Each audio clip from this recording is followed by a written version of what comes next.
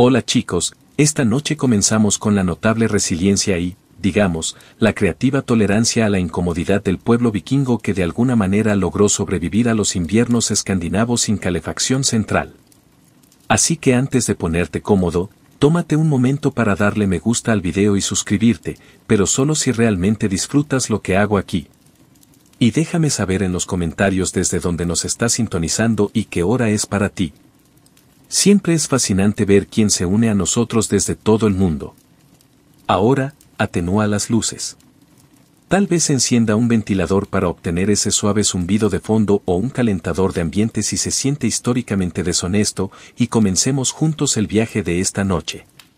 Cuando la temperatura exterior descendió por completo, los vikingos no entraron en pánico. Simplemente se retiraron a sus saunas, grandes, bajas y solo ligeramente menos transpirables que una sauna moderna construida en un sótano. Estas casas largas eran la versión vikinga de los búnkeres de invierno. Construido principalmente con maderas y vivía cerca de árboles o con césped y piedras y no. Fueron construidos bajos para conservar el calor y lo suficientemente anchos para acomodar a varias familias y en algunos casos unas cuantas vacas ubicadas estratégicamente porque nada dice comodidad como dormir al lado de algo que rumia y expulsa vapor. La clave para sobrevivir al frío fue el calor colectivo. Piense en una casa larga como si fuera una gran batería térmica comunitaria. Cuerpos humanos, cuerpos de animales y un pozo de fuego, todos operando en una armonía acogedora y sin ventilación. Era menos una casa y más un búnker de supervivencia. El hogar recorría el centro de la casa larga y actuaba a la vez como estufa y calentador. No había chimeneas porque aún no se habían inventado, o más exactamente, se habían inventado, pero no en lugares donde la gente todavía usaba huesos como topes de puertas. En cambio, el humo se elevaba y se acumulaba en las vigas, y en ocasiones se encontraba la manera de salir por algún agujero en el techo o permanecía justo donde estaba, convirtiendo todo el techo en negro y los pulmones de todos en ceniceros forrados de lana.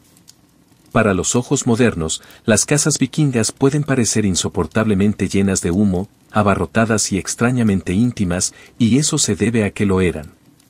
Pero para los vikingos, era la mejor opción antes de convertirse en una escultura de nieve. Plataformas elevadas para dormir cubrían las paredes, a menudo rellenas de paja, musgo o cualquier cosa que fuera blanda y vagamente inflamable. Las familias, y a veces sus cabras, dormían todas en el mismo espacio. No porque se amaran tanto, sino porque la calidez no era opcional y la privacidad aún no se había inventado. En resumen, las casas largas vikingas no eran cómodas, pero sí eficientes. Mantenían a la gente con vida durante los brutales inviernos, aunque no la dejaban particularmente fragante ni descansada. La moda vikinga tenía menos que ver con el estilo de pasarela y más con no morir congelado antes del desayuno. Si había algo que los nórdicos entendían mejor que las incursiones, era la estratificación. Y no solo en forma de bufanda y guantes, estamos hablando de una armadura de lana de cuerpo completo reforzada con piel, cuero y una completa falta de vergüenza. La capa base, de lino, si tuviste la suerte de tener algo. El lino era ligero, transpirable y absorbía bien el sudor. Desafortunadamente, también se rompía fácilmente y era costoso de hacer, por lo que la mayoría de la gente optó directamente por la lana. Mucha lana. Los hombres vikingos usaban túnicas sobre pantalones con vendas para las piernas que eran básicamente antiguas mallas térmicas. Las mujeres llevaban vestidos largos de lana con capas de delantales y capas. Todos llevaban cinturones para mantener las cosas juntas y bolsas para llevar lo que fuera necesario. Cuchillos, pedernal o quizás un trozo de queso de emergencia. Las capas eran esenciales. Se sujetaban con broches, a veces forrados de piel, y si no tenías uno, probablemente tampoco te quedaba mucho tiempo. Las botas estaban hechas de piel de animal, a menudo de ganado o de foca, y se impermeabilizaban utilizando generosas cantidades de grasa. El calzado vikingo no era bonito, pero estaba sellado con grasa y era resistente al viento. El único inconveniente es que olía como una fábrica de cecina.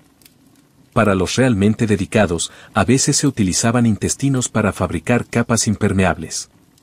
Sí, tripas de animales reales. Limpiado, raspado, secado y cocido en una especie de prototipo de impermeable. No era transpirable, pero protegía de la nieve y la lluvia. Y nadie iba a cuestionar tu atuendo cuando estabas literalmente envuelto en órganos internos. Los sombreros, guantes y bufandas eran elementos estándar, a menudo hechos de lana afieltrada, que era lana golpeada hasta que perdía su integridad estructural y se convertía en una estera cálida y densa. Si no tenías guantes, metías las manos en tu capa y esperabas que nadie notara que tus dedos se ponían azules. Cuando se trataba de sobrevivir a las frías noches escandinavas, los vikingos tenían una regla culinaria. Come como si tu vida dependiera de ello, porque realmente así es. Las calorías no eran un lujo sino un aislamiento. La cocina invernal vikinga no era elegante, pero sí densa, grasosa y casi agresivamente práctica. Empecemos por lo esencial. Carne, lácteos, cereales y pescado en conserva. Muchísimo pescado en conserva. Lo ahumaron, lo salaron, lo secaron, lo fermentaron y luego no se disculparon con nadie. Lutefisk, por ejemplo, es pescado blanco remojado en agua hasta que se convierte en partes iguales en alimento y pescado. No es delicioso, pero es impresionantemente inmune al deterioro. Para las comidas más abundantes, los guisos eran la opción preferida. Los vikingos arrojaban todo lo que tenían en una olla sobre el hogar. Trozos de carne, tubérculos, avena, incluso leche agria. Cuanto más tiempo se cocine, mejor. El resultado no fue glamoroso, pero se pegó a las costillas y posiblemente al tazón. Los productos lácteos eran un alimento básico durante todo el año, pero especialmente importantes en invierno. El queso y la mantequilla se elaboraban durante los meses más cálidos y se almacenaban para el racionamiento de la temporada de frío, y no el agradable y cremoso tipo brie. Piense en discos duros, salados y con forma de rueda de leche sólida para sobrevivir. Perfecto para masticar, intercambiar o arrojar a los lobos. También hicieron Sky, que era una especie de yogur, una especie de queso y definitivamente una versión vikinga de lo comerás y estarás agradecido. Alto en proteínas e increíblemente ácido, era el equivalente culinario de una bofetada en la cara, vigorizante, pero confuso. Los granos se almacenaban a granel. La cebada y el centeno formaban la base de los panes planos y las gachas. El pan vikingo era denso, oscuro y a veces se horneaba con corteza de árbol triturada para estirar más la harina. Nuevamente, no es sabroso, pero si el nivel de azúcar en sangre se mantiene por encima del punto de congelación, está cumpliendo su función. Y por último, el alcohol. La cerveza y el hidromiel no eran solo para las fiestas. Eran calóricos, ligeramente antisépticos y profundamente reconfortantes cuando los dedos de los pies se habían entumecido. A mí especialmente me hizo olvidar que vivía en un cobertizo lleno de humo con ganado y 6 parientes. Y si sabía fatal, mejor aún, nadie te robaría las obras. Cuando el invierno golpeaba con fuerza, y en Escandinavia siempre ocurría, los vikingos recurrían a su fuente de calor más confiable. Otros mamíferos. No se consideraba extraño traer animales al interior de la casa. Se consideró eficiente. Pollos, cerdos, ovejas, cabras e incluso ganado eran invitados a entrar en las casas largas vikingas, no para hacer compañía, sino para calentarse el cuerpo. Piense en ello como una calefacción central medieval alimentada por el mugido. El ganado generalmente se alojaba en una sección de la casa larga llamada el comprador. Básicamente, el garaje se encuentra con la parte estable de la estructura. Un muro divisorio bajo mantenía a los animales y a los humanos semiseparados. Y por semiseparados, queremos decir lo suficientemente cerca para olerlos, pero no lo suficientemente cerca para acariciarlos sin consecuencias. En noches brutalmente frías, los límites se desdibujaron. Una familia podría apiñarse más cerca del comprador. Los niños podrían dormir la siesta junto a una oveja. Si el buey estaba calentito y dispuesto, felicitaciones, esa era tu almohada ahora. No es acogedor, pero es innegablemente efectivo. La lógica era simple. Los animales generan calor. Una vaca puede producir tanto calor como una pequeña fogata y no necesita leña. En condiciones extremas, ese calor podría significar la diferencia entre despertarse congelado o despertarse solo ligeramente molesto por los ronquidos del cerdo. Por supuesto, los efectos secundarios fueron menos encantadores. Había que lidiar con el ruido, el olor y, ocasionalmente, algún casco en el lugar equivocado. Y aún así, los vikingos no se quejaron. Comprendieron una verdad universal. Calidez ahora, dignidad después. No era solo una cuestión de calor.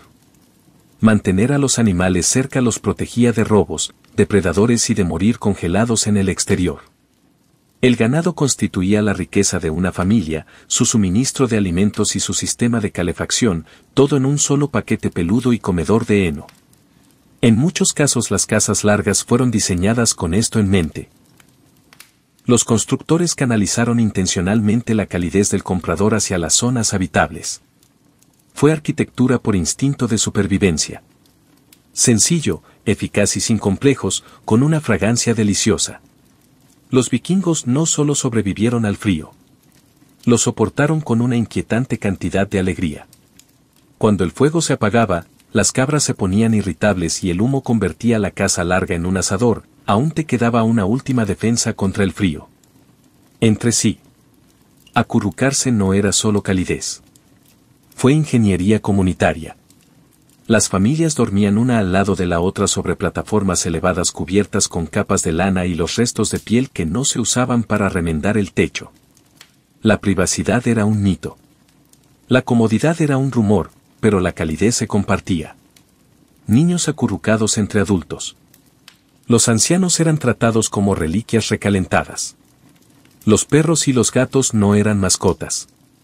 Eran dispositivos térmicos con bigotes.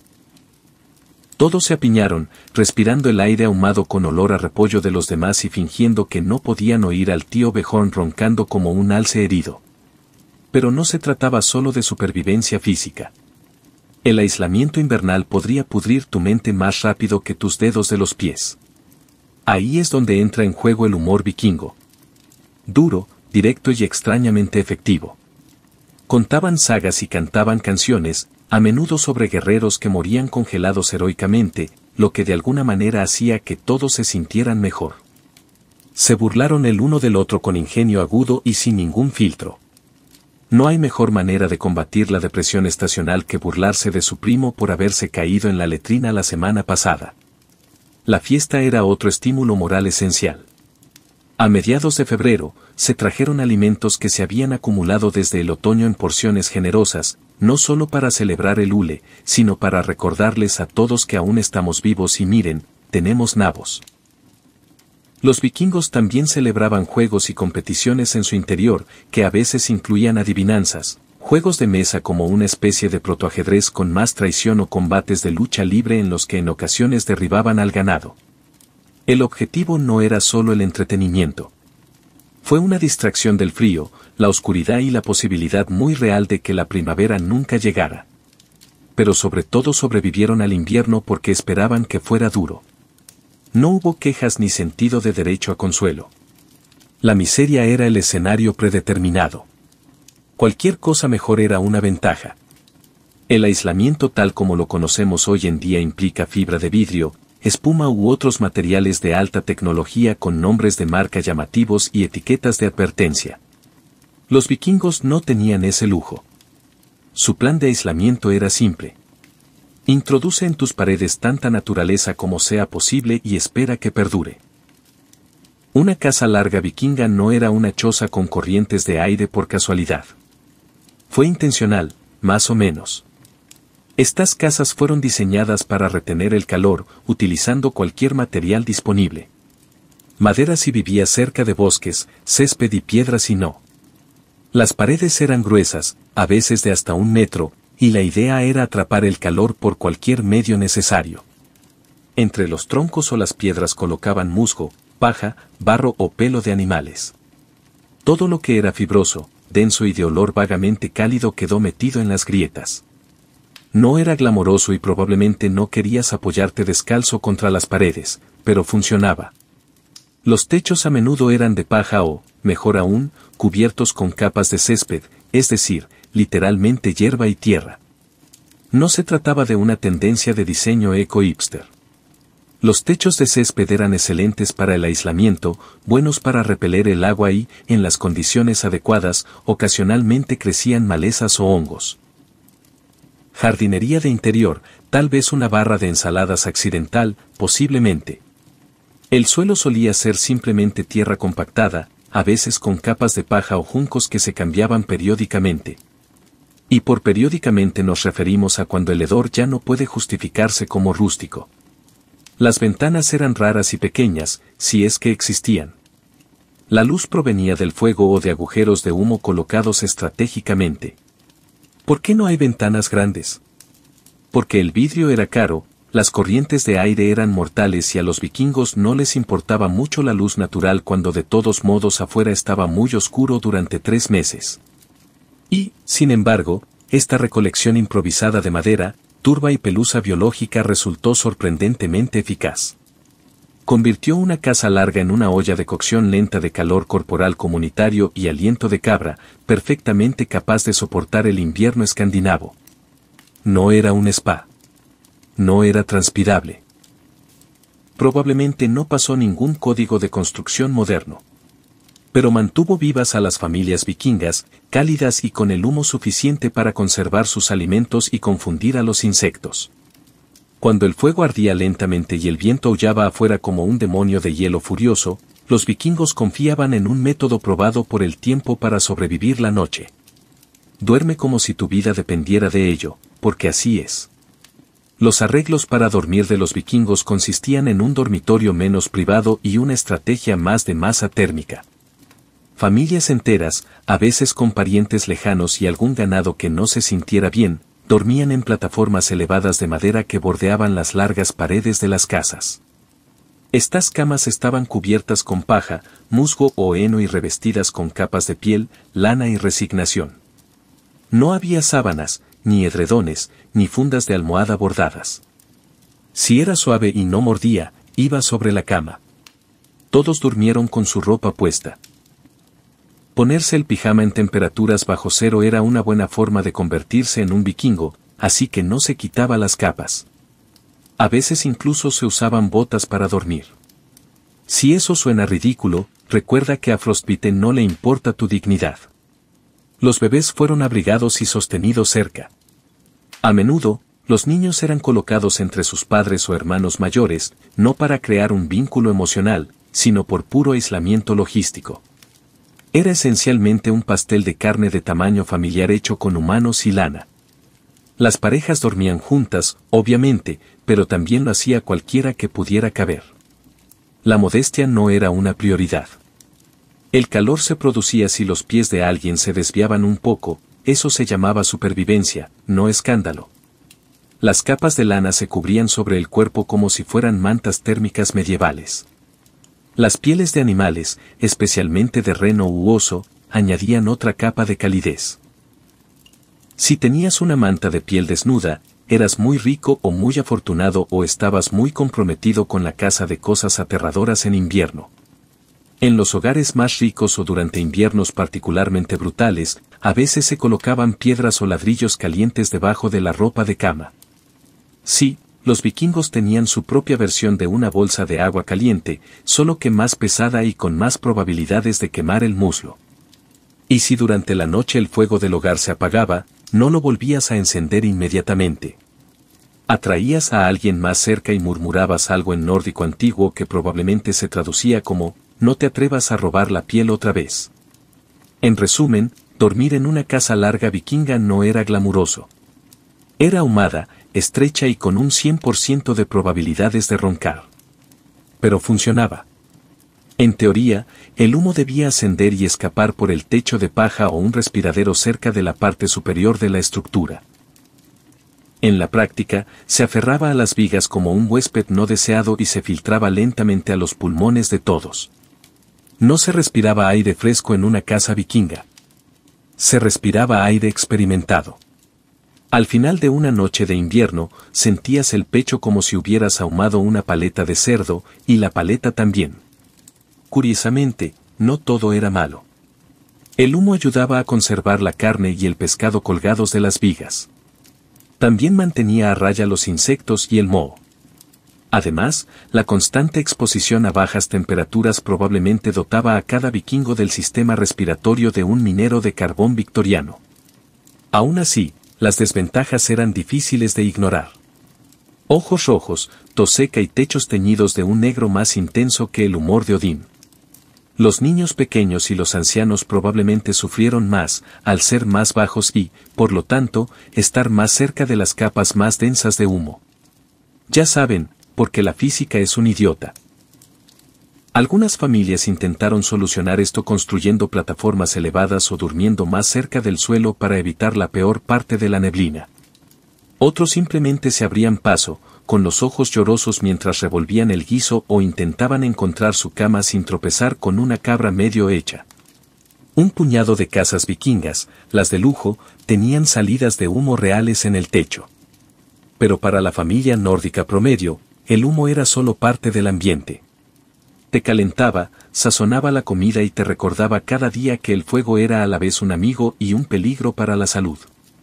Y si había demasiado humo, abrías una puerta, dejabas entrar el aire fresco y te congelabas los dedos de los pies. Cuando llegaban los días más oscuros del año y el sol decidía tomarse un mes de descanso, los vikingos recurrían a un antiguo y una herramienta de supervivencia sumamente efectiva. Celebración. No puedes morir congelado si estás demasiado ocupado bebiendo y gritando alrededor de una hoguera. Llega Ule, el festival de mediados de invierno que era a partes iguales observancia religiosa, táctica de supervivencia y excusa para comer todo lo que no estuviera clavado. Solía comenzar alrededor del solsticio de invierno y se extendía durante días, a veces incluso semanas, dependiendo de la abundancia de hidromiel. No era solo una fiesta. Era un salvavidas psicológico. Ule levantaba el ánimo cuando la moral rozaba el suelo cubierto de escarcha. Daba a la gente algo que esperar además de no morir. Las familias se reunían. Se sacrificaban animales, ya sabes, para recibir bendiciones y para la cena. Y se encendían grandes hogueras para simbolizar el regreso del sol. No eran llamas románticas. Eran infiernos rugientes que prácticamente desafiaba. A la noche a acercarse. Se daban un festín de carne en conserva, bebían cerveza y hidromiel, contaban sagas, jugaban y, a veces, solo a veces, cantaban. Y tampoco con educación. El canto vikingo probablemente sonaba como alguien intentando apaciguar una tormenta con un grito de guerra. El tronco de Ule, ahora un pintoresco postre o centro de mesa decorativo, era originalmente un tronco literal que ardía durante días. Se suponía que representaba calidez, continuidad y evitar el frío en la familia. Práctico y simbólico. Muy vikingo. También existían preocupaciones sobrenaturales. El invierno se consideraba una época en la que espíritus, troles y ancestros inquietos vagaban libremente. Así que se hacían rituales, amuletos y ofrendas para mantener la paz y posiblemente para convencer a esos espíritus de que no robaran a la cabra. Y sí, muchas tradiciones navideñas modernas se inspiraron en el hule. Árboles de hoja perenne, festines, intercambio de regalos, arrastrar árboles muertos al interior, todo ello aprobado por los nórdicos. Pero, sobre todo, el hule se trataba de perseverar juntos. En un mundo sin interruptores de luz, sin suplementos de vitamina D y sin el concepto de depresión estacional, los vikingos creaban alegría desde cero, con fuego, comida y la firme convicción de que el frío pasaría. Porque siempre pasaba. Y cuando no, bueno, al menos salías con la barriga llena y una historia que merecía la pena contar. En la época vikinga de Escandinavia, el oro era bonito, la plata mejor, pero la lana, era la vida. La lana no era solo un material. Era la principal arma de los vikingos contra el frío, solo superada por el fuego y el abrazo ocasional con una oveja. Se hilaba, tejía, cosía y se usaba en capas para todo, capas, túnicas, calcetines, mitones, ropa interior y mantas. Si se podía hacer de lana, se hacía. La razón era simple, la lana funciona. A diferencia del algodón, que se te pega como una traición fría y húmeda, la lana retiene el calor incluso cuando está húmeda, Lo cual es útil cuando el pronóstico del tiempo local anuncia niebla helada con un toque de arrepentimiento. Todos los hogares, especialmente en las granjas rurales, criaban ovejas, no por su belleza ni por el queso, sino por el glorioso y picazón milagroso que les crecía en la espalda. Hilar lana era un trabajo de todo el año, generalmente realizado por mujeres y niños. En invierno, se convertía en lo más parecido a calentar el futuro. Los vikingos no se dedicaban a la moda por la moda, pero sus prendas de lana eran sorprendentemente confeccionadas. Túnicas. Se ajustaban. Las capas se cortaban para permitir la movilidad. Las vendas para las piernas se cosían con maestría para evitar tropezar en medio de una ventisca. La forma seguía a la función y la calidez seguía a la forma. De hecho, la calidad de la lana decía mucho de ti. La lana gruesa significaba que eras pobre o práctico. La lana suave y de tejido apretado. Eso era lujo. El equivalente vikingo a una sudadera con capucha de cachemira. Los vikingos adinerados podían permitirse lana teñida, a veces incluso colores importados como el azul o el rojo. Todos los demás usaban 37 tonos de oveja. Y no olvidemos la lana de fieltro que había sido remojada, pisoteada y maltratada hasta que se fundió en una estera a prueba de viento.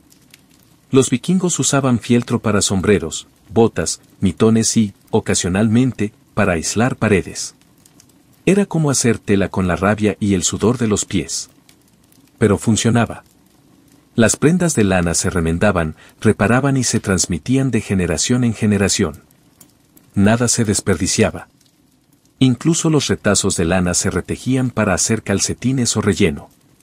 Una buena capa podía durar generaciones, suponiendo que no se incendiara, volara o se enterrara contigo como parte de ella. De tu atuendo de despedida. Puede parecer una contradicción, pero algunas de las personas más frías de la historia también eran grandes aficionadas a enfriarse aún más a propósito. Sí, los vikingos tenían debilidad por los saunas y los baños de hielo, porque ¿para qué simplemente sobrevivir al frío cuando puedes desafiarlo a una joya? Las cabañas de sudor vikingas, llamadas Vatoför, eran pequeñas chozas o fosos construidos con piedra y turba donde se rociaban piedras calientes con agua para producir vapor. Te sentabas dentro medio desnudo y sudando como un berserker en un festín de verano mientras el mundo exterior se congelaba. Era un respiro caluroso, húmedo y lleno de humo de la realidad helada que se extendía más allá de la puerta. Luego, y aquí está la verdadera diversión, algunos vikingos salían corriendo y se sumergían en agua helada o se revolcaban en la nieve voluntariamente por razones de salud.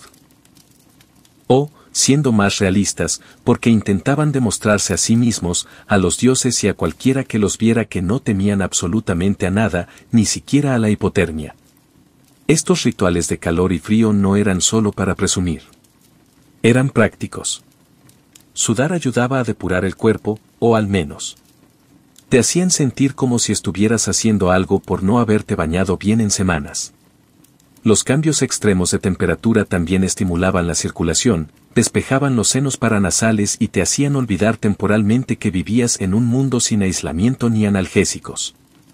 Además, tenían una función social. Los saunas eran comunitarios, lo que significaba que familias o grupos sudaban y se congelaban juntos, a veces como parte de rituales, a veces simplemente para conectar mientras se disipaban lentamente sus arrepentimientos. Y, por supuesto, los baños de vapor también servían como salas de parto, espacios de curación y hospitales improvisados.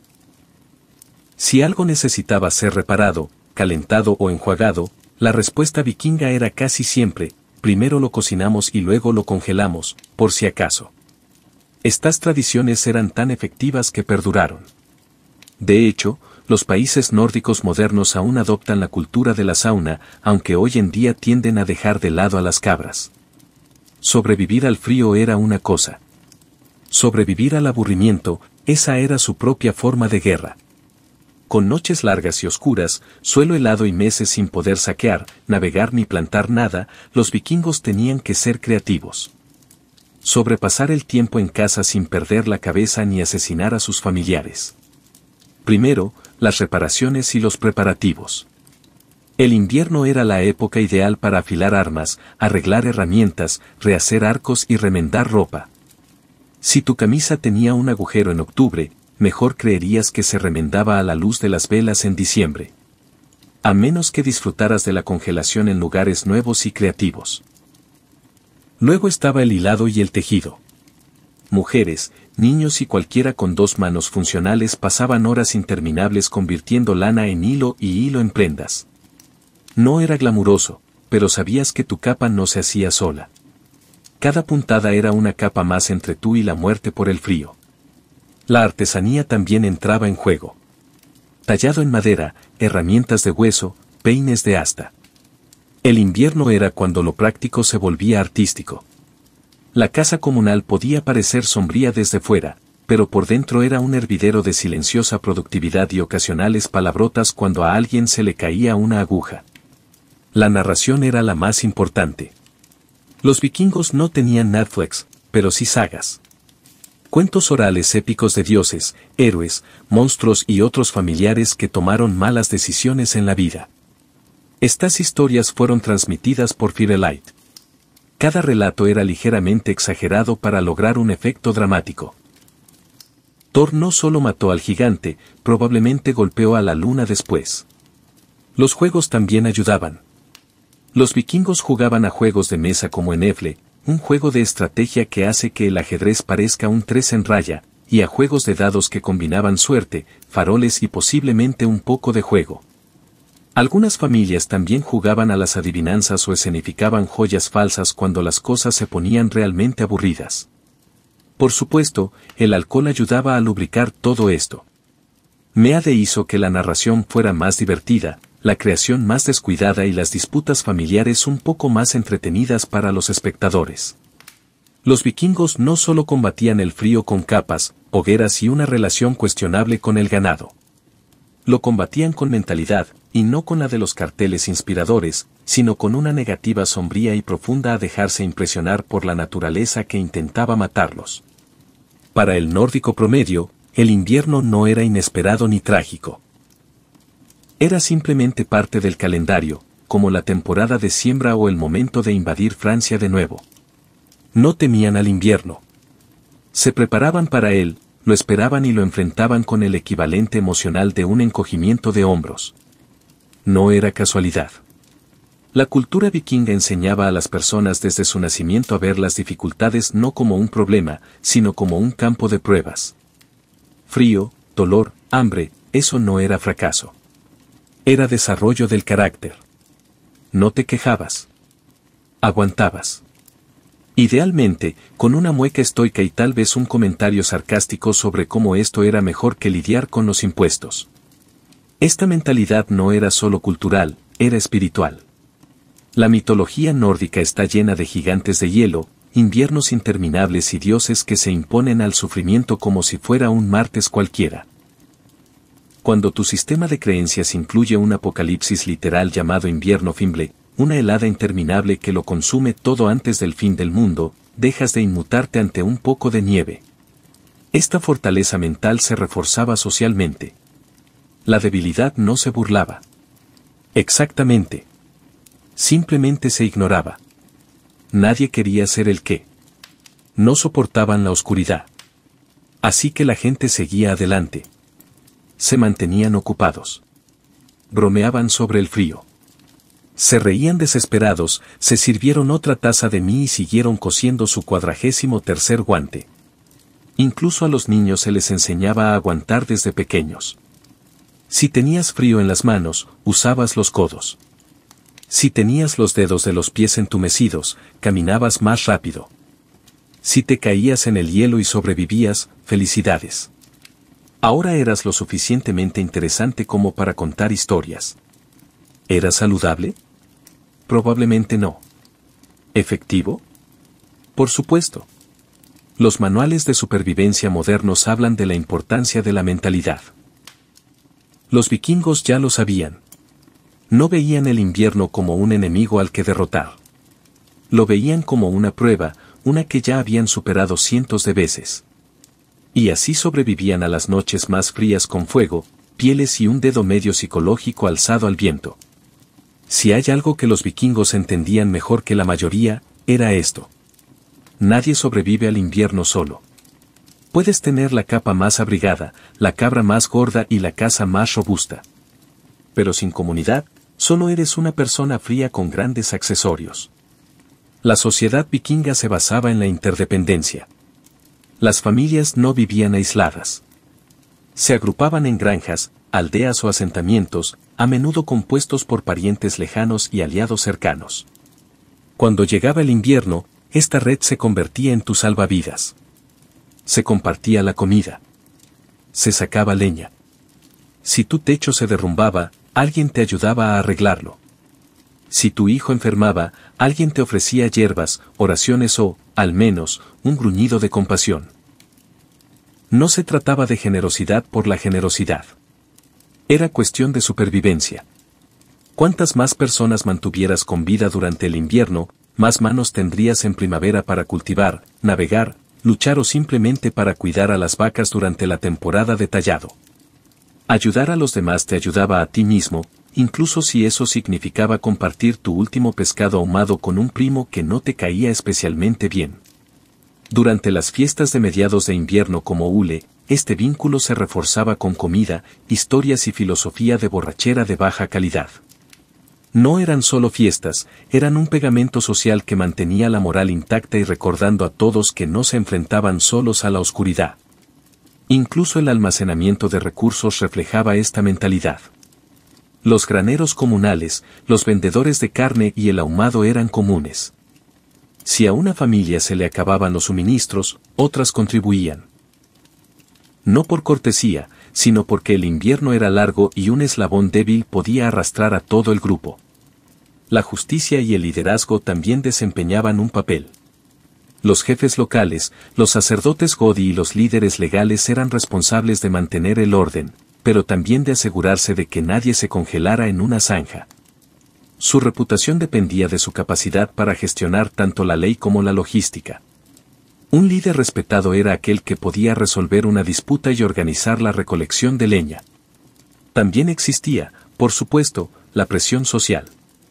Si intentabas acaparar comida o saltarte las tareas, tus vecinos se daban cuenta, y en la sociedad vikinga, ser juzgado por toda la aldea era apenas peor que la muerte.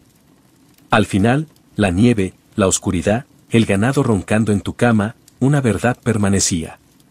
Los vikingos no solo sobrevivían al invierno. Lo convertían en un campo de pruebas. Cada capa de lana, cada bocanada de humo, cada broma macabra junto al hogar formaba parte de un modelo cultural diseñado con un solo propósito, la resistencia. El invierno no era un obstáculo. Era un oponente. Y los vikingos entrenaban todo el año para el encuentro. Se adaptaban constantemente. Si la casa comunal tenía demasiadas corrientes de aire, la remendaban con musgo. Si el guiso estaba aguado, lo espesaban con nabo. Si las noches se alargaban durante semanas, las llenaban de historias, juegos, rituales y alguna que otra lucha improvisada entre primos. Sin calefacción central. Bien. Construían fogatas, sin ropa impermeable. Lo inventaron a partir de ovejas y terquedad. Sin antidepresivos. Tenían sagas, y ese tipo de humor negro que hace que la depresión estacional tema aparecer. Y mientras otras civilizaciones se ralentizaban en invierno, los vikingos lo usaban para fortalecerse. Reparaban armas, entrenaban a los niños, forjaban nuevas ideas alrededor del fuego. Cuando el hielo se derritió, esta gente no tropezó. Parpadeando bajo el sol. Salieron preparados. Listos para sembrar, construir barcos, forjar alianzas o navegar a través de océanos hacia lugares más cálidos, más ricos o simplemente dignos de saqueo. El invierno no los debilitó. Los endureció, los hizo más delgados, más rudos y más ingeniosos. Su éxito no provino de la magia ni del aislamiento divino. Provino de un compromiso incansable, a menudo con el humo, con la supervivencia a cualquier precio. Ya fuera durmiendo bajo una cabra, cocinándose al vapor en una choza o comiendo yogur que también servía como sellador industrial, lo lograron. Y lo hicieron juntos. Abraham Lincoln nació el 12 de febrero de 1809 en una cabaña de troncos de una sola habitación en las afueras del desierto de Kentucky, un lugar donde la supervivencia nunca estaba garantizada y la educación era una cuestión de último momento. Su padre, Thomas Lincoln, era un granjero y carpintero trabajador pero sin educación. Su madre, Nancy Hanks Lincoln, era tranquila, amable y culta, una rareza en la frontera. Juntos, vivieron casi en la pobreza, luchando por sobrevivir desde la miseria. Tierra y espesos bosques. La cabaña en sí no tenía ventanas, ni suelo, y mucho menos estanterías. El mundo de Abraham, durante gran parte de su juventud, fue de luz de velas, silencio y trabajo incesante. Creció cortando leña, acarreando agua y vistiendo ropas que eran más remiendos que tela. No hubo educación formal en esos primeros años. De hecho, Lincoln estimaría más tarde que tuvo menos de un año de educación adecuada en toda su vida. Pero tenía algo más poderoso, una mente inquieta y una ansia ardiente de aprender.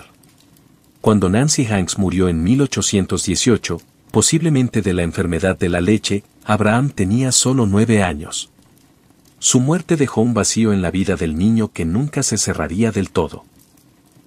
Ella había sido su ancla emocional, quien vio algo diferente en él. Después de su entierro, realizado a mano en el bosque detrás de su granja, el joven ave talló él mismo un marcador de madera. Era tosco y empapado de lágrimas, pero lo decía todo. La recordaba. Unos meses después, Thomas se volvió a casar con una viuda llamada Sarah Bush Johnston. A diferencia de la típica madrastra malvada, Sarah le brindó calidez, libros y estructura. Reconoció la inteligencia de Lincoln y alentó su curiosidad. Entre tareas, devoraba todo lo que caía en sus manos, las fábulas de Aesop, Robinson Crusoe, la Biblia. Si no conseguía un libro, escribía sus propios pensamientos con carbón sobre tejas de madera. Este chico, descalzo y delgado como un hueso, con un rostro demasiado serio para su edad, ya estaba forjando algo dentro de sí mismo. El mundo no le había dado mucho. Sin dinero, sin conexiones, sin tranquilidad. Pero tenía un fuego interior que no podía ser apagado. Y en esa pequeña cabaña en los bosques de Kentucky, Abraham Lincoln comenzó el largo e improbable ascenso hacia la grandeza. A medida que Lincoln se hacía adolescente, la vida en la frontera no se suavizó. Al contrario, se endureció. Su familia se mudó de nuevo. Esta vez a los densos y pantanosos bosques de Indiana. Cada día era una batalla contra los elementos, talando árboles, arando la espesa tierra arcillosa y sobreviviendo a inviernos brutales con poco más que un fuego de hogar y esperanza. Pero mientras su cuerpo era moldeado por el hacha y la tierra, su mente permanecía en un lugar completamente distinto. Se hizo conocido entre los vecinos no por su fuerza, aunque era impresionantemente fuerte, sino por su imponente estatura y su peculiar hábito de leer en cada momento libre. Cargaba libros mientras caminaba, recitaba a Shakespeare de memoria mientras cuidaba las cercas y se sentaba bajo los árboles, garabateando pensamientos en los márgenes de cualquier papel que pudiera encontrar. Su humor también comenzó a desarrollarse. Seco, observador, a menudo autocrítico. Era el raro, el adolescente desgarbado que citaba a Jefferson, mientras otros intercambiaban historias de caza. Lincoln tenía una presencia social extraña. Era tímido pero hablador, extraño pero magnético. Cuando hablaba, la gente lo escuchaba. No podían evitarlo. Sus palabras eran claras, poderosas, a veces divertidas, pero siempre apuntaban directamente a algo verdadero. Su brújula moral, incluso entonces, apuntaba directamente al norte. Odiaba la crueldad. Odiaba esclavitud y odiaba la forma en que se utilizaba la ignorancia para justificarlas. A pesar de su falta de educación formal, Lincoln comenzó a desarrollar una pasión por la ley. La idea de que las palabras, no los puños, podían ganar batallas le intrigaba. Aprendió por sí mismo a escribir con claridad y a argumentar de forma lógica. Leyó todos los libros de leyes que pudo encontrar. Por la noche, otros podrían estar bebiendo o jugando. Lincoln estaría en una habitación oscura leyendo los comentarios de Blackstone a la luz de las velas. A los 20 años, abandonó su hogar para siempre. Trabajó como marinero en una barcaza en el río Mississippi y fue testigo de primera mano de los horrores de la trata de esclavos en Nueva Orleans. Esas imágenes permanecerían con él, grabadas en su conciencia. Cuando regresó, se mudó a New Salem, Illinois, y comenzó a reinventarse. Aprendió gramática por su cuenta, se unió a la sociedad de debate local y, a base de pura fuerza de voluntad, comenzó la larga marcha para convertirse en abogado. No tenía diploma, ni título, ni pedigrí, solo la creencia de que el conocimiento era poder y que podía forjarse, como todo lo demás en su vida, con esfuerzo, visión y un poco de dolor. Cuando Abraham Lincoln se convirtió en abogado, ya era una leyenda en el centro de Illinois. No por prestigio sino por presencia. No era el tipo de hombre que entraba en una habitación y exigía atención con ropa cara o encanto refinado. A menudo iba desaliñado, con los pantalones demasiado cortos y el abrigo mal ajustado. Pero cuando se puso de pie para hablar, la gente se inclinó hacia él. Tenía algo más valioso que la moda: claridad, honestidad y relatividad. La carrera jurídica de Lincoln fue poco convencional. Él no asistió a la Facultad de Derecho. Leyó libros de derecho prestados por generosos abogados y aprobó el examen de abogacía mediante estudios autodidactas. Una vez admitido, se dirigió al octavo circuito judicial, una vasta red de tribunales rurales que recorría a caballo, a veces durante semanas. Los caminos estaban llenos de barro en primavera, polvo en verano y hielo en invierno. Dormía en tabernas, cabañas de troncos y bajo las estrellas. Pero a él le encantó. Lo que distinguió a Lincoln en la corte no fue solo su lógica. Fue su empatía. Podía conectar con los jurados de una manera que los abogados cultos nunca podrían. Hablaba con claridad, pintaba historias vívidas y trataba con respeto incluso al granjero más pequeño o a la viuda más pobre. Un agricultor dijo: «Te hace sentir como si fuera uno de nosotros, no superior a nosotros». Y esa era la verdad. Lincoln nunca olvidó de dónde venía y nunca pretendió ser algo que no era. Pero él no era blando. En el tribunal, cuando un caso importaba, cuando él creía en él, era implacable. Sus discursos podían ser lentos, incluso incómodos, pero generaban impulso. Colocaba hechos como ladrillos, uno tras otro, hasta que el lado opuesto se desmoronaba bajo sus propias contradicciones. Sus interrogatorios eran trampas suaves. Él tranquilizaba a los testigos y luego les hacía una pregunta que destrozaba su testimonio. Con el tiempo, Lincoln llegó a ser conocido como el honesto Abe. No era un eslogan de campaña. Se lo ganó. Devolvía los honorarios y consideraba que un caso era injusto. Se negó a representar a clientes que mintieron. Y cuando otros abogados tomaron atajos, él simplemente se alejó. Su reputación creció como un abogado que entendía la ley y la tierra. Pero detrás del escenario, otro incendio estaba ardiendo. Política. La ley le había enseñado cómo trabajaba la gente. Ahora quería ayudar a cambiar el sistema en el que vivían. Y a medida que la esclavitud se infiltraba más en el debate nacional, la tranquila conciencia de Lincoln estaba a punto de rugir. La primera incursión real de Lincoln en la política no fue exactamente meteórica.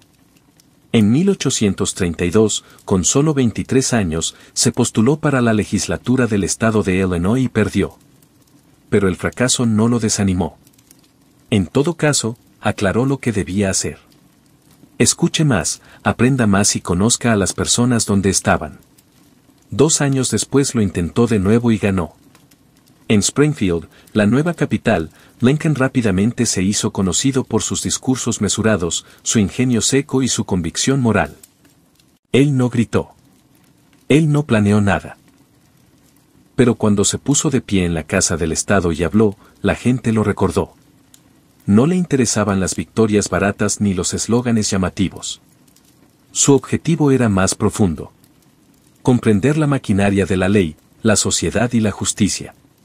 Lincoln se alineó con el Partido Peluca, un grupo que creía en la modernización, la infraestructura y la limitación del poder ejecutivo.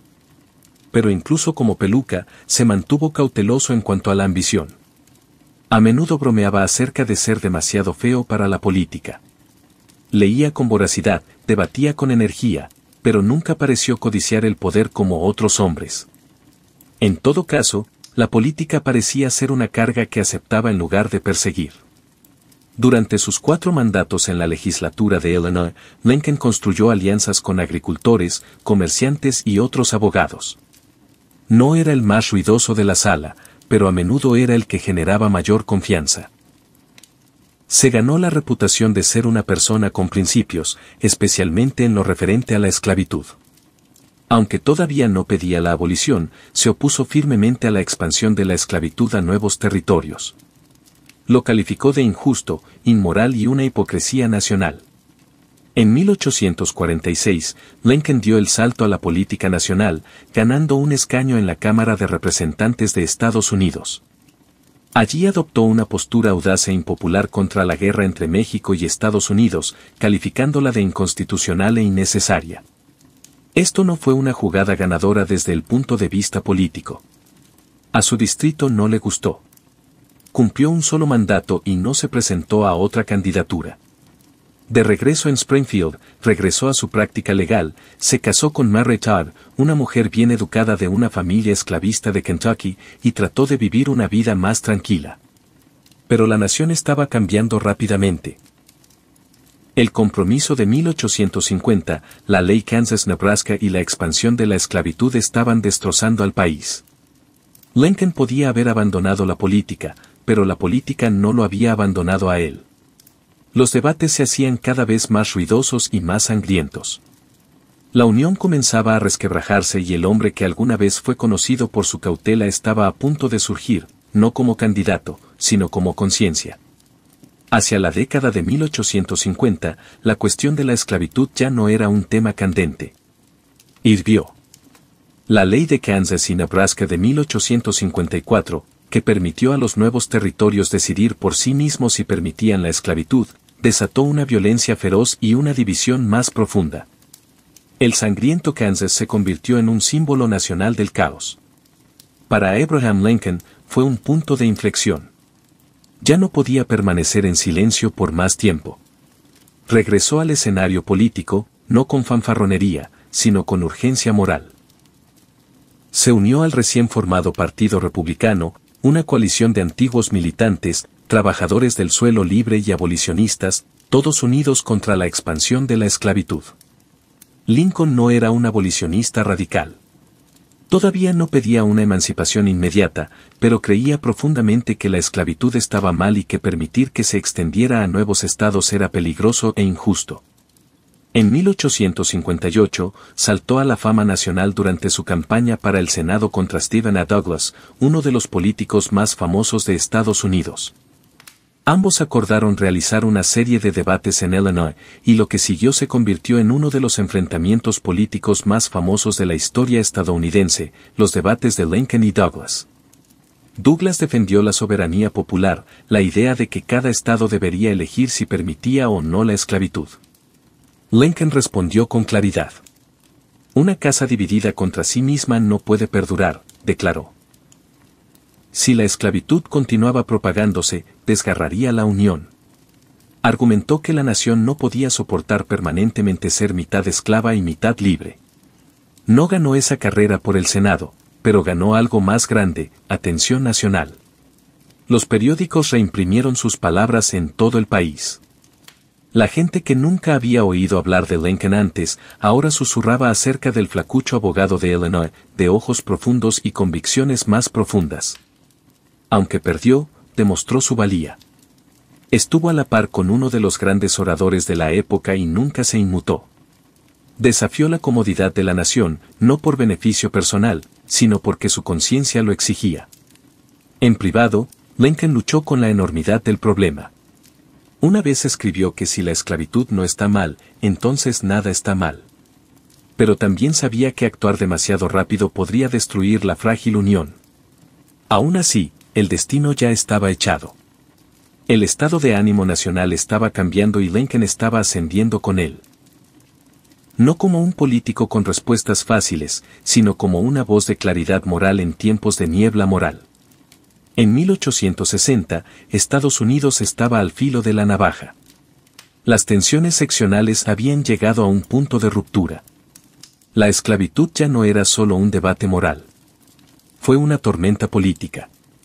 Los estados del sur amenazaban con la secesión y el Partido Republicano luchaba por encontrar un líder que pudiera unir al norte sin provocar una guerra inmediata.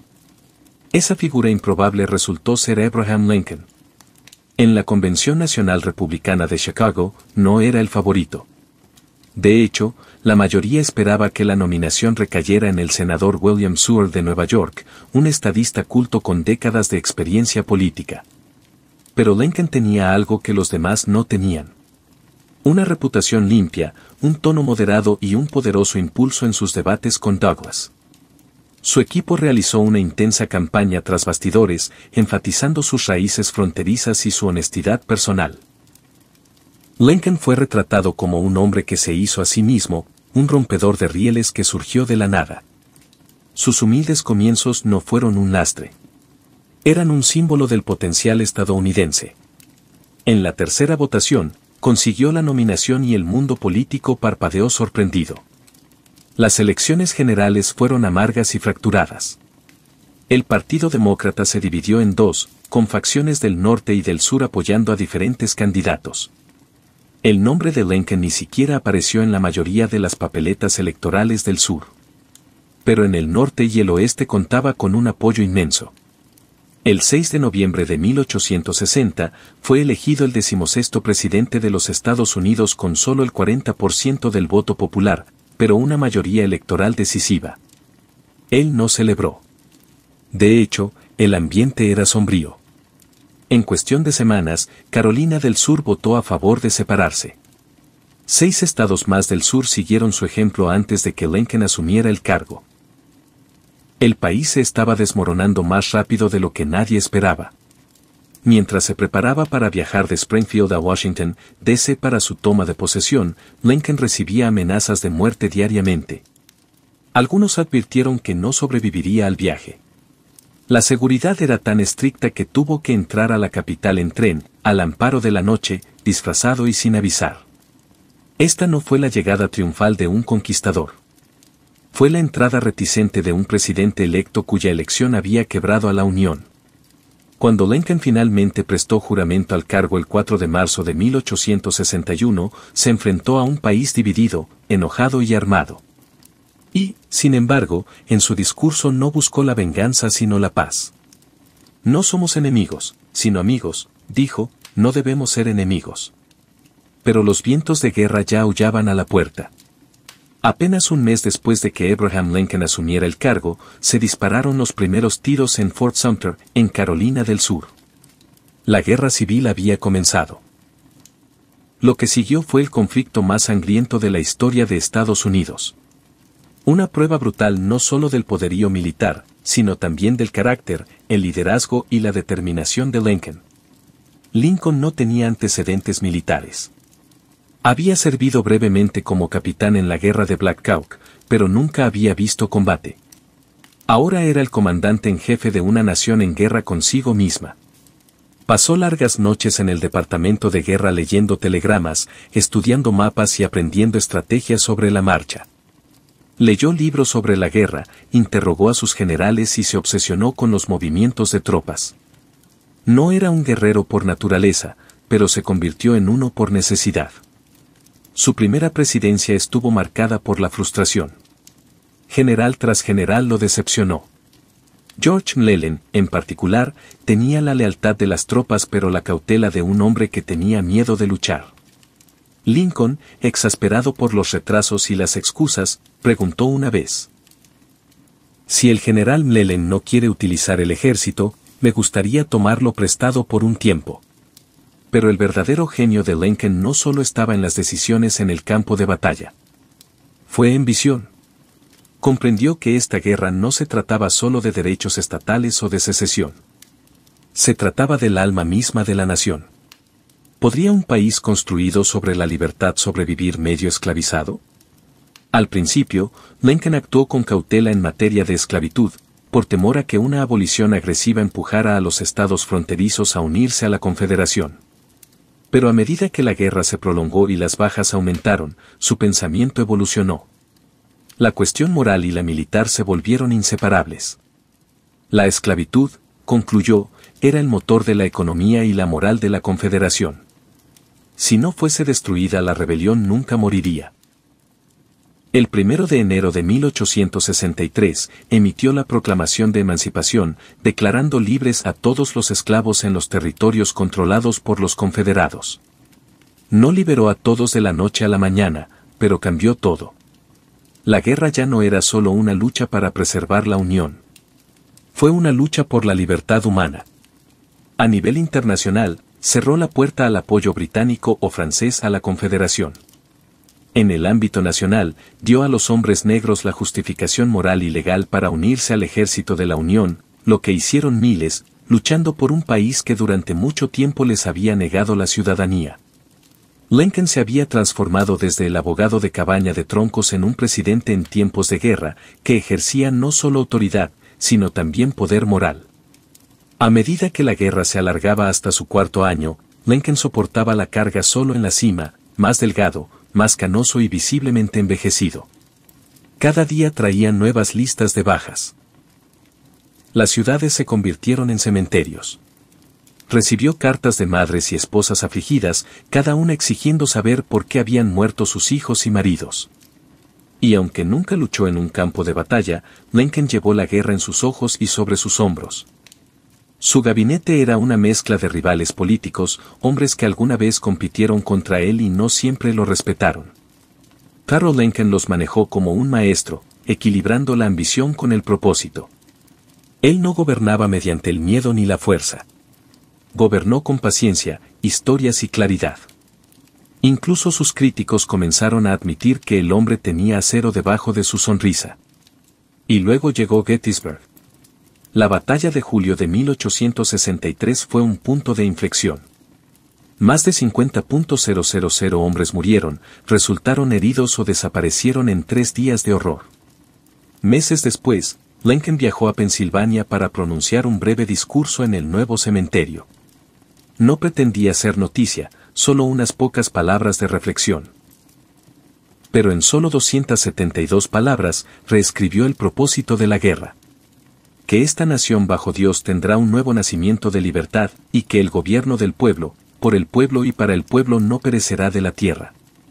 El discurso de Gettysburg no fue grandilocuente. Era sobrio, reverente y eterno. Y dejó claro que esta guerra no era solo una cuestión de unidad.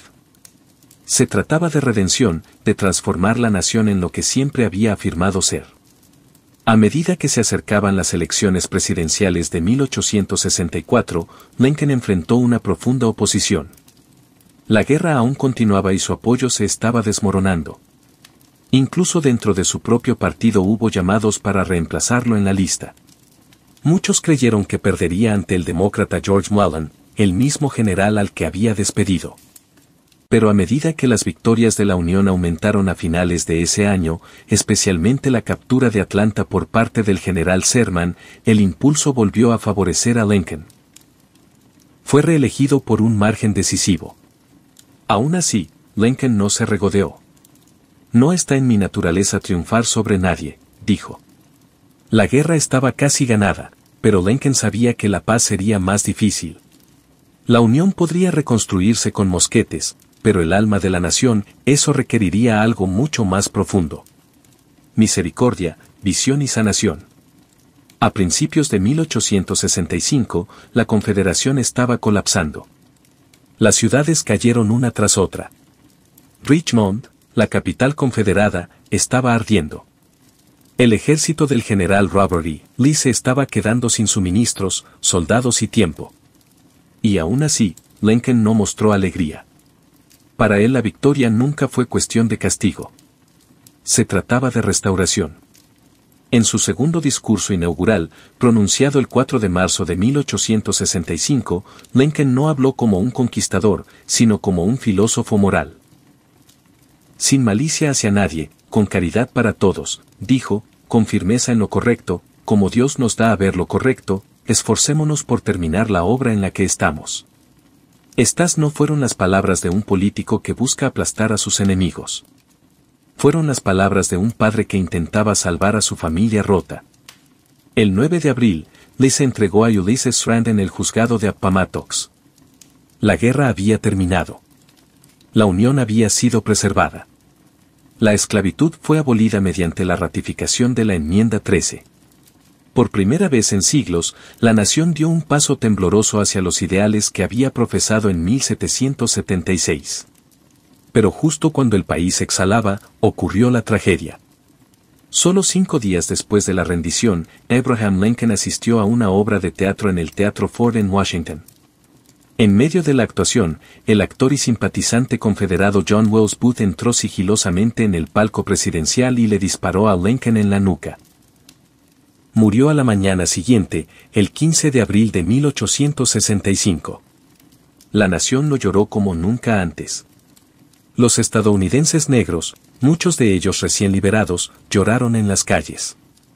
Antiguos enemigos, incluso en el sur, reconocieron la profundidad de la pérdida. Él había sido su mayor esperanza de reconciliación, un hombre que nunca vio la política como una guerra y nunca permitió que el odio se arraigara en su corazón. Lincoln no vivió para ver la reconstrucción ni para sanar las heridas que su presidencia había ayudado a exponer. Pero su muerte lo transformó de líder en símbolo de libertad, unidad y el doloroso precio del progreso moral. Desde el suelo de tierra de una cabaña de Kentucky hasta el cargo más alto del país, Abraham Lincoln ascendió sin dinero, sin privilegios y sin crueldad. Condujo a una nación a través de sus horas más oscuras, no con un brillo cegador, sino con una luz constante y obstinada. Y esa luz apagada por la bala de un asesino todavía arde en la historia de Estados Unidos. Cuando imaginamos el mundo antiguo, generalmente pensamos en imperios poderosos, templos resplandecientes y batallas épicas. Lo que rara vez consideramos es cómo defecaban estas personas. Sin embargo, el saneamiento, o la falta de él, influyó en la vida cotidiana tanto como cualquier rey o cualquier guerra. Detrás de cada palacio de mármol o casa de ladrillos de arcilla, alguien tenía que ocuparse del desorden. Y en una época sin botones para descargar el inodoro ni aerosoles perfumados, ese era un asunto mucho más público y estridente de lo que nos gusta admitir. Los baños en el mundo antiguo no eran solo una cuestión de comodidad. Se trataba de supervivencia. Los desechos humanos transmiten enfermedades y, cuando se gestionan mal, como suele ocurrir, comunidades enteras sufren. La disensión, el cólera y las infecciones parasitarias eran asesinos frecuentes e invisibles. En las ciudades sin servicios sanitarios, los desechos fluían por las calles, se filtraban en los pozos y se adherían a las sandalias. Pero en los lugares que tomaron en serio el saneamiento, ocurrió algo notable. La esperanza de vida aumentó, las plagas disminuyeron y los centros urbanos florecieron. Sorprendentemente, algunas de las civilizaciones más antiguas del mundo desarrollaron sistemas que hoy en día no desentonarían del todo. Las ciudades del Valle del Indus tenían desagües en toda la calle y sanitarios de ladrillo. Los Manoban construyeron tuberías de cerámica y mecanismos de descarga. Los romanos convirtieron la gestión de residuos prácticamente en una forma de arte. Y aunque otras sociedades, como los vikingos o las primeras dinastías chinas, manejaban las cosas de una manera un poco más rústica, incluso ellas tenían métodos que reflejaban ideas culturales sobre la salud, la modestia y el mundo natural. Pero seamos claros, los baños antiguos no siempre eran privados, ni siempre limpios y, ciertamente, no eran dignos. Las letrinas comunitarias eran a menudo la norma, especialmente en los campamentos militares o los centros urbanos. Imagínese 20 agujeros de piedra en fila, sin separadores, todos sentados codo con codo, chismorreando o discutiendo mientras hacen sus necesidades. Se pasaron esponjas en palitos. El agua se utilizaba para enjuagar, no siempre para tirar de la cadena. Y debajo de todo ello, literalmente, se encontraban las primeras formas de alcantarillas, fosas sépticas y, a veces, simplemente zanjas abiertas. El saneamiento era un espejo de los valores de una sociedad. Donde hubo descuido, sobrevino el caos. Allí donde fue diseñada, floreció la civilización. Y si eres lo suficientemente valiente para mirar más allá de la suciedad, descubrirás una historia oculta. Un lugar donde las tuberías, los pozos y los excrementos nos dicen más sobre la vida antigua de lo que los monumentos jamás podrían. Mucho antes de que los romanos construyeran acueductos o los griegos soñaran con baños públicos, los habitantes del Valle del Indus ya estaban resolviendo uno de los problemas más sucios de la civilización, el saneamiento. Las ciudades de Harappa y Mohenjo-Daro, situadas en lo que hoy es Pakistán, datan de alrededor del año 2600 a.C. y fueron sorprendentemente avanzadas en su planificación urbana, en particular en lo que respecta a la gestión de desechos humanos. A primera vista, los restos de estas antiguas ciudades podrían parecer nada más que ruinas polvorientas. Pero si miras más de cerca, encontrarás una red altamente organizada de calles adoquinadas con medidas estandarizadas y sistemas de drenaje impresionantemente cubiertos que corren a lo largo de ellas. Sí, mientras gran parte del mundo todavía estaba cavando agujeros en el suelo, los indígenas habían descubierto cómo mantener el flujo de agua en sus ciudades y la limpieza de sus hogares. Cada casa, incluso las más modestas, tenía una pequeña habitación destinada al lavado, que a menudo incluía un retrete o zona de baño conectada a un conducto vertical. Este conducto canalizaba los desechos hacia un desagüe de ladrillo cubierto en el exterior, que luego se unía a alcantarillas públicas más grandes. Estas no eran zanjas rudimentarias. Fueron diseñados con agujeros de inspección, pendientes e incluso deflectores de ladrillo para atrapar sólidos. Algunos estudiosos sugieren que los desechos de las casas más ricas se eliminaban mediante recipientes con agua y la gravedad hacía el resto. Y el ingenio no se detuvo en los baños. El sistema Indus también separaba las aguas pluviales de los residuos. Pozos públicos salpicaban las calles. Y si bien no podemos decir con seguridad cómo se garantizó la seguridad del agua, la mera presencia de infraestructura sanitaria implica un gran respeto por la salud pública, algo poco común para su época. Pero quizás lo más sorprendente de todo es la falta de palacios o templos en estas ciudades. Los pueblos indígenas aparentemente estaban más preocupados por la igualdad y la función urbana que por los monumentos divinos, y sus sistemas sanitarios reflejan eso. Práctico, extendido y sorprendentemente democrático. Lamentablemente, mucho acerca de la civilización india sigue siendo un misterio. Su sistema de escritura aún no ha sido descifrado y no sabemos exactamente por qué sus ciudades acabaron decayendo. Pero sus baños, los silenciosos canales de ladrillo enterrados bajo sus pies, todavía dicen mucho. En una época en la que muchos imperios gobernaban a través del espectáculo, los indios eligieron algo más tranquilo, más limpio y posiblemente más civilizado. Mientras que en el Valle del Indus se diseñaron alcantarillas subterráneas, los antiguos egipcios abordaron el saneamiento con una perspectiva diferente. Alguien inmerso en un estatus ritual y una creencia profunda en la pureza física y espiritual. Para ellos, la limpieza no era solo cuestión de evitar enfermedades. Era una forma de adoración. En la civilización del Nilo, en el antiguo Egipto, el baño era una rutina diaria esencial, especialmente para los ricos. Las casas de la élite a menudo contaban con pequeñas palanganas o cuartos de baño de piedra caliza donde los sirvientes vertían agua para lavarse. Se utilizaban comúnmente aceites, natrón, una sal natural y ungüentos perfumados, y la depilación era una práctica habitual. Pero cuando se trata de baños, las cosas se volvieron un poco más prácticas. Los inodoros en el antiguo Egipto variaban desde simples fosas revestidas de arena hasta asientos más refinados de piedra caliza o madera colocados sobre vasijas de cerámica. Estos recipientes eran vaciados por sirvientes o esclavos y arrojados lejos de las viviendas, idealmente en el desierto. En los hogares más ricos, estos asientos pueden estar escondidos en espacios privados, lo que da una idea de la creciente asociación entre el saneamiento y el estatus. Sin embargo, el saneamiento público era prácticamente inexistente. Las calles de ciudades como Sips o Memphis a menudo estaban sucias y, si bien en las zonas rurales los desechos a veces se usaban como fertilizante, no siempre se gestionaban de manera responsable en los centros urbanos. El foco, en cambio, se centró en la limpieza personal. Los sacerdotes, por ejemplo, debían bañarse varias veces al día, afeitarse el cuerpo y evitar las impurezas. No podían entrar a los templos sin un lavado ritual, que a veces incluía enemas, no por razones de salud, sino como preparación espiritual. Curiosamente, las tumbas de faraones y nobles a veces incluían taburetes de inodoro entre sus ajuares. Parece que los antiguos egipcios esperaban que, incluso en el más allá, uno todavía tendría que hacer sus negocios y hacerlo con dignidad. Los egipcios también hicieron intentos tempranos de control de plagas. Se utilizaban amuletos, hechizos y ungüentos para alejar a las moscas y otros portadores de enfermedades. De este modo, la limpieza abarcaba lo físico y lo místico. En resumen, si bien Egipto no desarrolló sistemas de alcantarillado a gran escala, fue pionero en un énfasis cultural en la higiene.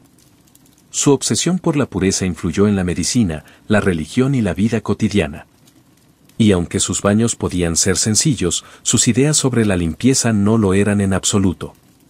Mientras la mayor parte de la Europa de la Edad del Bronce estaba en cuclillas sobre pozos, los manoanos de Cree estaban recogiendo agua. Sí, enrojecimiento. Hace más de 3.500 años, la civilización manoan, que floreció aproximadamente entre el 2000 y el 400 a.C., desarrolló uno de los sistemas de plomería más sofisticados del mundo antiguo. Su capital, Knossos, no solo albergaba mitos laberínticos y frescos. También tenía edificios de varios pisos con agua corriente y baños en funcionamiento. Los manoans entendieron algo que muchas civilizaciones no comprenderían hasta siglos después: gravedad y presión del agua. Sus palacios tenían tuberías de terracota colocadas debajo de los pisos y dentro de las paredes, canalizando el agua de lluvia y de manantial hacia fuentes, baños y, quizás lo más notable, letrinas. En el Megarón de Nos, la reina, los arqueólogos descubrieron lo que puede ser el inodoro con cisterna más antiguo conocido: un asiento de madera colocado sobre una palangana de piedra conectada a una tubería vertical que podía descargarse con agua vertida manualmente desde un recipiente. El baño también era una gran prioridad. Los manoban construyeron grandes bañeras de cerámica, no muy diferentes de las que se encuentran en las casas modernas. El agua podría suministrarse desde tanques instalados en los tejados o acueductos y drenarse a través de canales subterráneos. Incluso se ha propuesto el uso de sifones de agua en forma de U para bloquear los olores, un precursor del sifón de plomería moderno, aunque esto sigue siendo objeto de debate. Lo que resulta especialmente sorprendente es la integración de estos sistemas en los hogares de élite, lo que sugiere que la comodidad y la limpieza eran signos de prestigio. A diferencia de las letrinas romanas posteriores, que eran públicas y comunitarias, el saneamiento de Manoan era predominantemente privado. Tu baño estaba en tu propia casa, un lujo que ni siquiera muchos europeos del siglo XIX tenían. Los manoban no solo eran prácticos, también tenían estilo. Sus baños estaban decorados con frescos coloridos y elegantes yeserías. El saneamiento, al parecer, podría ser al mismo tiempo funcional y de moda. Desafortunadamente, la caída de la civilización manoan alrededor de 1450 a.C., posiblemente debido a erupciones volcánicas, tsunamis o invasiones, condujo a la pérdida de estas innovaciones. Tuvieron que pasar más de 1000 años para que una tecnología de inodoro similar surgiera nuevamente en otras partes del Mediterráneo. Aún así, las ruinas de nos susurran una simple verdad. El deseo de mantenerse limpio, eliminar desechos y bañarse en privado no es una obsesión moderna. Es antiguo, profundamente humano y, en el caso de los manoban, impresionantemente avanzado. Cuando se trata del saneamiento antiguo, ninguna civilización hizo una declaración más grande y audaz que los romanos. En el apogeo del Imperio Romano, ya dominaban el arte de la infraestructura, acueductos, caminos y sí, también los baños. Para los romanos, el saneamiento no era solo cuestión de limpieza. Se trataba de la civilización misma. Y eso significó hacer que los baños fueran públicos, eficientes y, sorprendentemente, sociales. Si entras en cualquier ciudad romana importante, desde Pompeya a Londinium, probablemente encontrarás letrinas públicas, habitaciones abiertas con largos bancos de piedra, cada uno de ellos tallado con agujeros espaciados uniformemente. Sin puestos, sin separadores, solo asientos codo con codo. Debajo de los bancos corría un flujo constante de agua para arrastrar los desechos, y un canal secundario sostenía palitos de esponja. Tesauria, la respuesta romana al papel higiénico. Estas esponjas se enjuagaban comunitariamente con agua y vinagre y luego se reutilizaban. ¿Higiénico? No exactamente. ¿Funcional? Muy. Para los romanos, usar el baño no era una experiencia privada. Fue un evento social. La gente charlaba, chismeaba, hacía negocios, todo mientras atendía el llamado de la naturaleza. Las letrinas a menudo estaban decoradas con mosaicos o inscripciones, algunas de ellas humorísticas o incluso burdas. Los grafitis en el interior de las letrinas de Pompeya incluyen quejas sobre malos olores, tuberías deficientes e incluso, por supuesto, usuarios maleducados. Pero el saneamiento romano se extendía mucho más allá de los retretes. Sus ciudades estaban atravesadas por mantos. Enormes sistemas de alcantarillado, el más famoso de los cuales es el Cloaca Máxima en Roma. Construido inicialmente para drenar los pantanos, se convirtió en la columna vertebral del sistema de gestión de residuos de Roma. A través de él fluían el agua de lluvia, la orina y las heces, alimentadas por acueductos que traían agua dulce desde kilómetros de distancia. En las casas privadas, los romanos más ricos tenían letrinas interiores que vaciaban el agua en pozos ciegos o directamente en las alcantarillas. Los pobres dependían de orinales, que a veces eran arrojados desde las ventanas a la calle, a pesar de que las leyes lo prohibían. Los habitantes de apartamentos, especialmente en edificios insulares de varios pisos, fueron los que más sufrieron. Muchos edificios carecían por completo de instalaciones sanitarias y los pisos inferiores a menudo se inundaban con aguas residuales. Curiosamente, los romanos gravaban la orina. El emperador Vespasiano incluso instituyó un impuesto sobre los urinarios públicos, una medida tan infame que su nombre todavía hoy se asocia a los urinarios de Francia e Italia. En resumen, los baños romanos no solo eran avanzados. Eran ruidosos, concurridos, políticos y extrañamente progresistas. Ofreciendo quizás el primer intento a gran escala de saneamiento verdaderamente comunitario. Mientras que los romanos adoptaron la defecación pública como un picnic comunitario, los antiguos griegos adoptaron un enfoque más modesto. Para ellos, las funciones corporales eran algo personal, algo que debía manejarse silenciosamente, discretamente y preferiblemente en solitario. Dicho esto, todavía hicieron contribuciones importantes al saneamiento y la limpieza, solo que en un tono muy diferente. En la mayoría de los hogares griegos, el inodoro era sencillo, una olla de barro o un asiento de piedra sobre un pozo negro.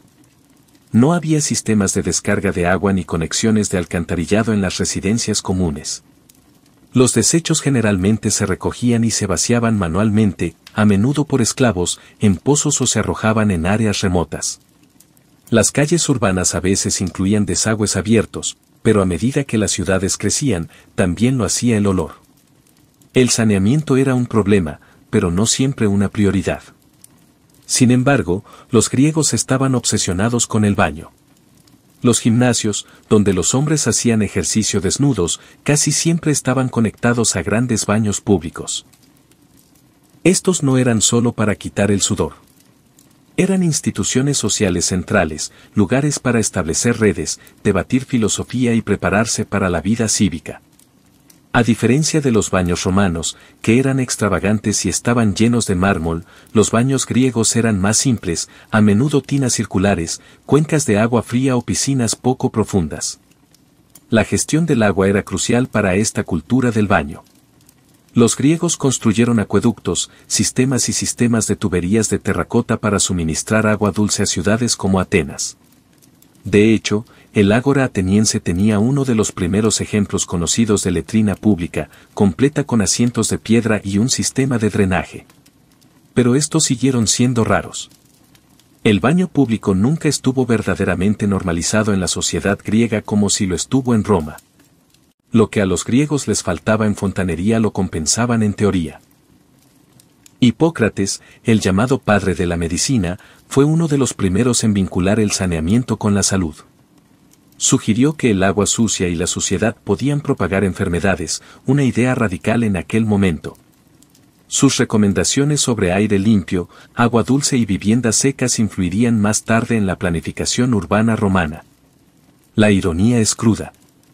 La civilización que nos dio la democracia y el drama todavía prefería manejar sus asuntos más sucios en privado. Para los griegos el saneamiento no era una cuestión de infraestructura. Se trataba de disciplina individual e higiene filosófica. Cuerpo limpio, mente limpia. Y aunque sus letrinas pueden haber sido rudimentarias, su obsesión con la pureza, física y moral, ayudó a sentar las bases del pensamiento moderno sobre salud pública. En la antigua China, la limpieza era al mismo tiempo un deber personal y un reflejo del equilibrio cósmico. El saneamiento, si bien no requería una infraestructura tan pesada como en Roma o el Valle del Indo, estaba profundamente arraigado en la vida cotidiana a través de costumbres, filosofías y una gama sorprendentemente amplia de utensilios de baño. La mayoría de las casas chinas antiguas no tenían baños en el sentido moderno. En cambio, los orinales eran la norma. Estos contenedores portátiles de cerámica o bronce venían en todas las formas y tamaños, desde utilitarios hasta ornamentados, dependiendo del estatus de cada uno. Después de su uso, los sirvientes o los miembros de la familia vaciaban las ollas en pozos de sedimentación domésticos más grandes o las llevaban fuera de las murallas de la ciudad. Algunas familias rurales utilizaban desechos humanos, conocidos como excrementos nocturnos, como fertilizante, una práctica que continuó durante siglos. Los baños públicos existían, especialmente en ciudades grandes como Chang'an o Luoyang. Estas instalaciones comunales a menudo consistían en pozos o abrevaderos básicos con plataformas de madera para sentarse o ponerse en cuclillas. Curiosamente, algunos de estos baños tenían mamparas para proteger la privacidad, una cortesía que no se encontraba a menudo en la antigua Roma. Los desechos de estos lugares generalmente se recogían y reutilizaban en la agricultura, lo que, si bien era eficiente, también conllevaba riesgos de contaminación y enfermedades. El papel higiénico, o algo muy parecido, puede tener su origen en China. Ya en el siglo II a.C. la gente utilizaba papeles suaves, a menudo escritos desechados, con fines de higiene. Hacia el siglo VI después de Cristo, los eruditos registraron el uso de papel específicamente para limpiar después de defecar. La élite prefería retazos de seda o espátulas de bambú lavadas entre usos. Sí, lo leíste correctamente. Los palos de bambú pulidos estuvieron entre las primeras herramientas de limpieza reutilizables. El saneamiento no era solo físico. Fue espiritual. Influenciada por los ideales confucianos de orden y respeto y las creencias toastas en la armonía y la pureza, la higiene estaba vinculada a la autodisciplina y el equilibrio. Los excrementos, aunque naturales, eran considerados un contaminante, algo que debía eliminarse rápidamente y del que nunca se hablaba en público. Las casas imperiales llevaron esto al extremo con eunucos especialmente designados para gestionar la eliminación de residuos en completo secreto. A pesar de la falta de alcantarillado subterráneo, la antigua China mantenía centros urbanos bastante limpios gracias al trabajo humano meticuloso, los tabúes culturales y un sistema bien organizado de recolección de residuos. No fue glamoroso, pero funcionó.